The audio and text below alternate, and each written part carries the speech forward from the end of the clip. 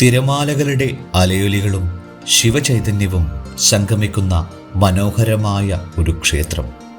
ശ്രീകോവിലിൽ നിന്ന് സമുദ്രതീരത്തേക്ക് നോക്കിയാൽ കാണുന്ന ദൂരം. പരശുരാമൻ വിഗ്രഹപ്രതിഷ്ഠ നടത്തിയ തൃക്കണ്ണാട് ശ്രീ ത്രയംബകേശ്വര ക്ഷേത്രം. ചന്ദ്രഗിരിപ്പുഴയ്ക്കും തേജസ്വിനിപ്പുഴയ്ക്കുമിടയിൽ വ്യാപിച്ചു കിടക്കുന്ന 16 ഗ്രാമങ്ങളെ ഇളംകുറ്റി സ്വരൂപമെന്ന് വിളിക്കുന്നു. ഈ ഭൂപ്രദേശത്തെ പാണ്ഡ്യനെന്നു പേരുള്ള രാജാവ് ആക്രമിക്കാനെത്തിയപ്പോൾ നാടൊട്ടാകെ മഹാദേവനെ പ്രാർത്ഥിച്ചു. ഭഗവാൻ തൻ്റെ 3-ാം കണ്ണ് തുറന്ന് പാണ്ഡ്യരാജാവിനെയും അദ്ദേഹം സഞ്ചരിച്ച കപ്പലിനെയും കരിമ്പാറയാക്കി മാറ്റിയെന്ന് ഐതിഹ്യം. ക്ഷേത്രത്തിനു മുമ്പിൽ കടലിലേക്ക് നോക്കിയാൽ വലിയ പാറക്കല്ല് ഉയർന്നു നിൽക്കുന്നത് കാണാം. 3-ാം കണ്ണ് തുറന്നതിനാൽ ഭഗവാന് തൃക്കണ്ണാടപ്പനെന്നും ത്രയംബകേശ്വരൻ എന്നും പേരുവന്നു. സമുദ്രത്തോട് അഭിമുഖമായ ഭഗവാനെ ധ്യാനിച്ച് തെക്കോട്ടു നോക്കി ബലിതർപ്പണം നടത്തുന്നത് അതിവിശിഷ്ടമായാണ് കരുതുന്നത്.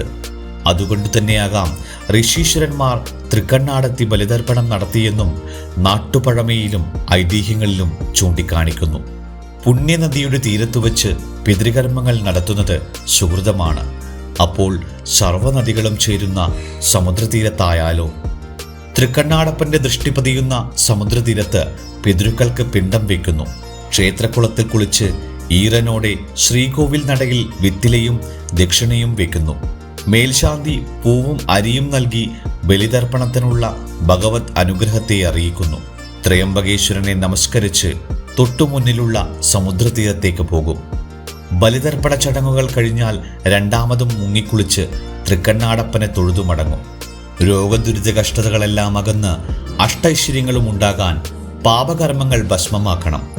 അതിന് ശിവചൈതന്യത്തിന് മുന്നിൽ ബലിതർപ്പണം നടത്തുക തന്നെ വേണം. പക്ഷേ തർപ്പണപിണ്ഡം ഏറ്റുവാങ്ങുന്ന ക്ഷേത്രങ്ങൾ ഭൂരിഭാഗവും വൈഷ്ണവ ക്ഷേത്രങ്ങളാണ്. പിതൃക്കൾക്ക് മോക്ഷം നൽകുന്ന തിലകഹോമം ശിവക്ഷേത്രത്തിൽ ഉണ്ടാകാറില്ല. ഇവിടെയാണ് ബലിതർപ്പണം നടത്തുന്ന നാമമാത്ര ശിവക്ഷേത്രങ്ങൾ വേറിട്ടു നിൽക്കുന്നത്. കേരളത്തിൽ പിതൃതർപ്പണം നടത്തുന്ന 2 പൗരാണിക ശിവക്ഷേത്രങ്ങളേ ഉള്ളൂ. ആലുവ ശിവക്ഷേത്രവും കാസർഗോഡ് ജില്ലയിലെ തൃക്കണ്ണാട് ത്രയംബകേശ്വര ക്ഷേത്രവും. പൗരാണിക ശിവക്ഷേത്രത്തിൽ കുടികൊള്ളുന്ന മഹാദേവന് മുമ്പിൽ തർപ്പണം നടത്താനാവുക ഭാഗ്യമാണ്. തർപ്പണം നടത്തുന്ന ശിവക്ഷേത്രം പടിഞ്ഞാറോട്ട് അഭിമുഖമായിരിക്കുകയോ ക്ഷേത്രം സമുദ്രത്തിനടുത്ത് സ്ഥിതി ചെയ്യുകയോ ഇതിൽ ഏതെങ്കിലും ഒന്ന് കൃത്യമായാൽ തന്നെ ആ ക്ഷേത്രത്തിന് വലിയ പ്രാധാന്യം കൈവരും. തൃക്കണ്ണാട് ക്ഷേത്രം പടിഞ്ഞാറ് അഭിമുഖമായാണ് നിലകൊള്ളുന്നത്. ക്ഷേത്രത്തിന് മുമ്പിൽ സമുദ്രവുമുണ്ട്. സകല പാപകർമ്മങ്ങളും പരിഹരിക്കുന്ന സംഹാരമൂർത്തിയാണ് ശിവൻ. ശിവഭഗവാന് മുമ്പിൽ തർപ്പണം നടത്തുമ്പോൾ പാപകർമ്മങ്ങൾക്ക് പ്രതിക്രിയയാകുന്നു. ഒപ്പം പിതൃക്കൾക്ക് മോക്ഷവും.